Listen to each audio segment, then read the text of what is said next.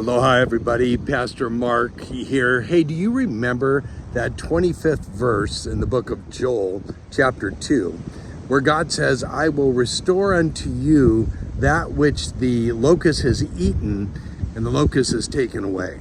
It's that promise that even after judgment, which was the locust attacking Israel for their disobedience, that God was faithful to restore, and to restore physically and emotionally, and restore the crops eventually, but also to restore spiritually, which is the most important type of restoration. I'm standing at Manatee Beach in Florida today. I'm here just for a couple of days, back for a restoration meeting of sorts. This is just about an hour from Punta Gorda, and if you've been with our church for very long, you know we've been involved in disaster relief, based with the Calvary Chapel Disaster Relief Ministry in La Habra, but we were involved as Hurricane Ian came across what is now called the Gulf of America.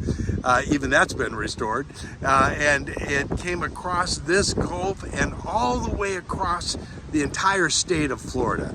I remember talking with Pastor from the Rock Church and him describing being in their home with his wife and his daughter as that freight train sound came, and they stepped out during the eye of the hurricane, and it was peaceful, and then it continued on, and it did havoc all over the area where I'm at here, and also across the state, just kind of path across the state of Florida. That was just 3 years ago, and now I'm here on this beautiful beach, and people tanning themselves in the background as I just pulled the car over, and wondering even if they're remembering 3 years ago the devastation that has taken place here.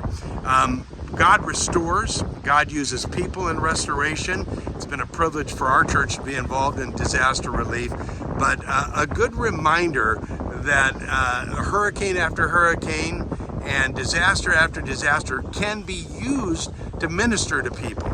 And we certainly are committed to that in Calvary South County. We've been involved here in Florida on a couple of occasions, and of course Louisiana with the hurricane there, Texas, Harvey, you can name all the different hurricanes, and then North Carolina, and then back in Texas this summer with the horrible flooding along the Guadalupe, where Camp Mystic was washed away with so many precious children. We want to be involved in that. We want to meet people where they hurt. We're going to continue to do that, continue by involving and praying. And this is my comment here today. Sometimes we'd say, oh, Pastor Mark, I can't go, or I can't give, or I can't do that. You do what God leads you, especially as part of our church family. But remember this, prayer is not like a secondary or a third thing.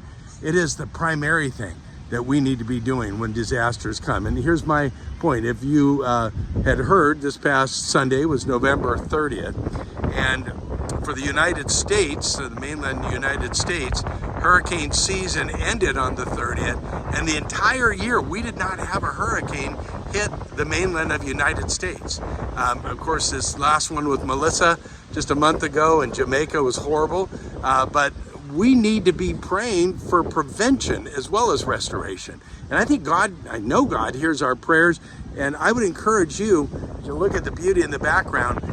Remember to pray for our country, both against the evil and the social disorders, but also the natural disasters that take place. God uses us in our prayers as well as going and helping and ministering all around the world. So, does God restore? Absolutely. Are we involved in that restoration? Absolutely. But we're also involved in prevention and protection by praying. And God has heard our prayers this year as much of America has been protected.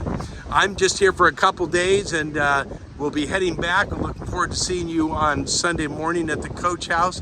But take another look here behind me at a beautiful view at what is now called the Gulf of America. Amazing to think that that hurricane came sweeping right where I'm standing just those years ago.